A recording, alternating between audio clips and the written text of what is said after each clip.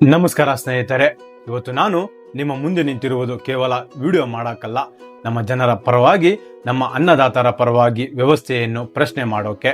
ಮೊದಲಿಗೆ ಬಿಡದಿಯ ಕಡೆ ಗಮನ ಹರಿಸೋಣ. ಬಿಡದಿಯಲ್ಲಿ ಇವತ್ತು ಕೈಗಾರೀಕರಣ, ನಾಗರೀಕರಣ ಅಂತ ಏನೇನೋ ಆಗ್ತಿದೆ. ಆದರೆ ಅಲ್ಲಿನ ಸಾಮಾನ್ಯ ಜನರಿಗೆ ಸಿಗುತ್ತಿರುವುದೇನು?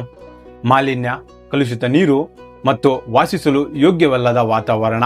ಅಭಿವೃದ್ಧಿಯ ಹೆಸರಿನಲ್ಲಿ ಜನರ ನೆಮ್ಮದಿಯನ್ನು ಕಸಿದುಕೊಳ್ಳಲಾಗುತ್ತಿದೆ. ಅಧಿಕಾರಿಗಳೇ, ಜನಪ್ರತಿನಿಧಿಗಳೇ, ನಿಮಗೆ ಜನರ ಕಣ್ಣೀರು ಕಾಣುತ್ತಿಲ್ವಾ? ಬಿಡದಿಯ ಜನರ ಈ ತೊಂದರೆಗಳಿಗೆ ಮುಕ್ತಿ ಎಂದು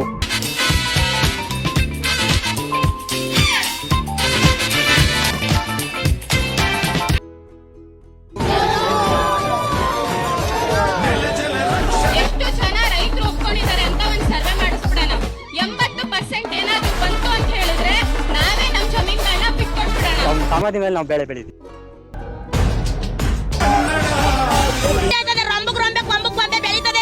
ಇವತ್ತು ವ್ಯವಸಾಯ ಮಾಡ್ಕೊಂಡು ತಿಂತಿದ್ರೆ ತಲೆಮಾರು ಗಂಟೆ ಭೂಮಿ ಇರ್ತದೆ. ಆ ನನ್ನ ಮಗ ಕೊಡೋದು 3 ದಿನ ಇರಲ್ಲ. ನಮಗ್ ಬೇಡ ಅವ್ನ ದುಡ್ಡು. ಅವ್ನು 10 ಕೋಟಿ ಅಲ್ಲ, 50 ಕೋಟಿ ಅಲ್ಲ, 20 ಕೋಟಿ ಕೊಟ್ಟು ಬೇಡ. ಆದ್ರೆ ಮಗ ಬಂದಿಲ್ಲಿ ಅವ್ನು ತಾಕತ್ತಿದ್ರೆ ನಮ್ ಭೂಮಿಗೆ ಬಂದ ಅಜ್ಜ ಕೇಳಿ. ಇನ್ನು ನಮ್ಮ ದೇಶದ, ನಮ್ಮ ರಾಜ್ಯದ ಬೆನ್ನೆಲುಬು ಅಂತ ಕರೆಯುವ ರೈತರ ಸ್ಥಿತಿ ಏನಾಗಿದೆ ಗೊತ್ತಾ? ಭೂಮಿ ಕಳೆದುಕೊಂಡು ಸಾಲದ ಸುಳಿವಿಗೆ ಸಿಲುಕಿ ಬೆಳೆದ ಬೆಳೆಗೆ ಯೋಗ್ಯ ಬೆಲೆ ಸಿಗದೆ ನಮ್ಮ ರೈತರು ಬೀದಿಗೆ ಬೀಳುತ್ತಿದ್ದಾರೆ. ಬಿಡದಿ ಭಾಗದಲ್ಲೂ ಅಷ್ಟೇ. ಅಭಿವೃದ್ಧಿಯ ಹೆಸರಿನಲ್ಲಿ ರೈತರ ಫಲವತ್ತಾದ ಭೂಮಿಯನ್ನು ಕಿತ್ತುಕೊಳ್ಳಲಾಗುತ್ತಿದೆ. ಆದರೆ ಅವರಿಗೆ ಸಿಗಬೇಕಾದ ಸೂಕ್ತ ಪರಿಹಾರ ಎಲ್ಲಿದೆ? ಅಧಿಕಾರಿಗಳೇ, ಎಸಿ ರೂಮ್ನಲ್ಲಿ ಕುಂತು ಆರ್ಡರ್ ಪಾಸ್ ಮಾಡುವಾಗ ನಿಮಗೆ ಬಿಸಿಲಿನಲ್ಲಿ ಬೆವರು ಹರಿಸಿ ಅನ್ನ ಕೊಡುವ ರೈತನ ಕಷ್ಟ ಹೇಗೆ ತಾನೇ ಅರ್ಥ ಆಗಬೇಕು? ರೈತರು ನಿಮ್ಮ ಹತ್ತಿರ ಭಿಕ್ಷೆ ಬೇಡುತ್ತಿಲ್ಲ, ತಮ್ಮ ಹಕ್ಕನ್ನು ಕೇಳುತ್ತಿದ್ದಾರೆ.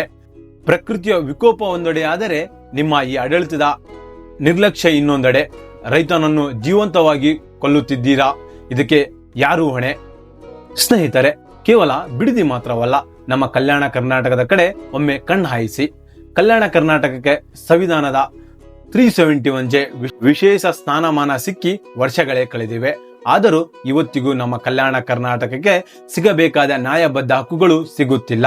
ಉದ್ಯೋಗದಲ್ಲಿ ನಮಗೆ ಅನ್ಯಾಯ, ಅಭಿವೃದ್ಧಿಯಲ್ಲಿ ನಮಗೆ ಹಿನ್ನಡೆ, ನಿಧಿ ಬಿಡುಗಡೆಯಲ್ಲೂ ತಾರತಮ್ಯ. ನಾವು ಕೇಳುತ್ತಿರುವುದು ನಮ್ಮ ಹಕ್ಕನ್ನು. ನಮ್ಮ ಭಾಗದ ನಿರುದ್ಯೋಗ ಯುವಕರಿಗೆ ಉದ್ಯೋಗ ಸಿಗಬೇಕು. ನಮ್ಮ ಭಾಗದ ಜನರಿಗೆ ಮೂಲಭೂತ ಸೌಕರ್ಯಗಳು ಸಿಗಬೇಕು.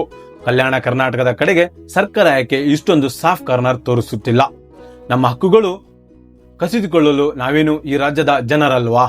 ಅಧಿಕಾರಿಗಳೇ ಮತ್ತು ರಾಜಕಾರಣಿಗಳೇ, ಕಲ್ಯಾಣ ಕರ್ನಾಟಕ ಧ್ವನಿಯನ್ನು ಇನ್ನು ಮುಂದೆ ಹತ್ತಿಕ್ಕಲು ಸಾಧ್ಯವಿಲ್ಲ. ನಾವು ನಮ್ಮ ಹಕ್ಕಿಗಾಗಿ ಹೋರಾಡಿಯೂ ತೀರುತ್ತೇವೆ.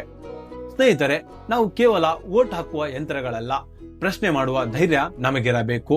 ಇವತ್ತು ಬಿಡದಿಯ ಜನರ ಕಷ್ಟ, ನಮ್ಮ ರೈತರ ಕಣ್ಣೀರು ಮತ್ತು ಕಲ್ಯಾಣ ಕರ್ನಾಟಕದ ಹಕ್ಕುಗಳಿಗೆ ನಾವೆಲ್ಲರೂ ಒಟ್ಟಾಗಿ ಧ್ವನಿ ಎತ್ತಬೇಕಾಗಿದೆ. ಈ ವಿಡಿಯೋವನ್ನು ಎಷ್ಟು ಸಾಧ್ಯವೇ ಅಷ್ಟು ಶೇರ್ ಮಾಡಿ. ಅಧಿಕಾರಿಗಳ ಕಿವಿಗೆ ಇದು ಮುಟ್ಟಬೇಕು. ರೈತರನ್ನು ಉಳಿಸಿ ಮತ್ತು ರೈತರನ್ನು ಬೆಳೆಸಿ. ಜೈ ಹಿಂದ್, ಜೈ ಕರ್ನಾಟಕ ಮಾತೆ.